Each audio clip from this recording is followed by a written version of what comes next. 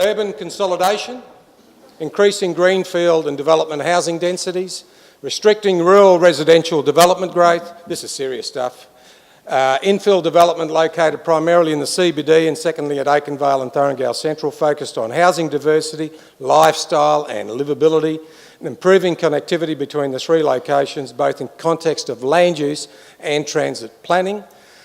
Isn't that a pretty picture? Again, that's home. I actually live at the end of that and walk up and down. I was the one who put his hand up. I can walk to work, I can walk to the ferry, I can walk to the bus, I can walk into town. I walk along this every day. It is fantastic. Come up and join me. And the conclusion is no magic bullet. Our problems arose usually because they've had the death of 1,000 cuts, and you need 1,000 Band-Aids. There is no automatic overnight success story. You really need to put the hard yards in, and as planners, I'm sure you all know that. I'll just then turn to probably one of the big ideas in the document, which is we're calling the SEQ Police Model. And I will acknowledge also the work that David Hood talked about earlier in the Gold Coast Lifestyle Transect, because these concepts are cousins, I suppose. I'll just read a little quote from the document which will help explain what this is all about. So what the research underpinning this handbook suggests is that settlements in SEQ can be understood as a series of places which have common characteristics, similar land use mixes and intensities of development.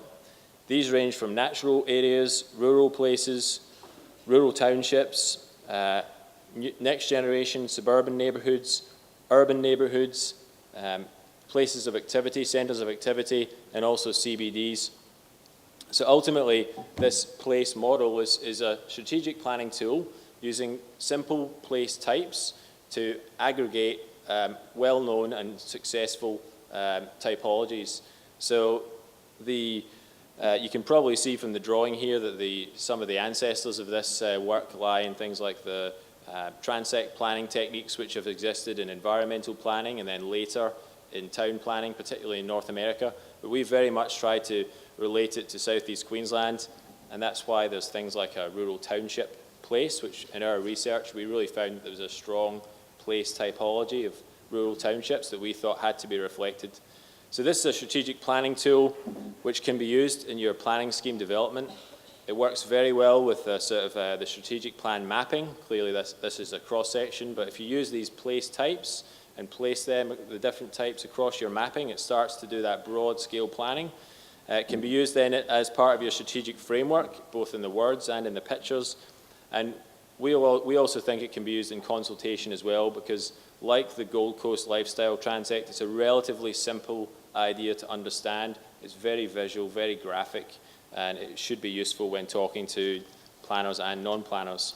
Include drawings. Spend a lot of time on your mapping in your planning scheme, because really a lot of the growth and change you really want to articulate through the mapping, and a picture can tell 1,000 words. So use illustrations, use photographs, and in the communication side, think about things like video and other mediums to communicate your planning ideas. Okay, so summary then in terms of the plan-making challenges. Social sustainability, it's more than just about what the planning scheme can do. There is a need for active facilitation in these areas. What is that right balance between permanent and temporary accommodation?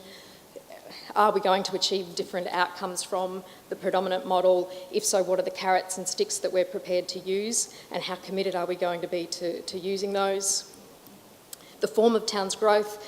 Should we allow this kind of idea of dispersed satellite towns that are out of sight or out of mind? Should we be looking for different models that are better integrated, can achieve better livability and better urban design outcomes in those forms?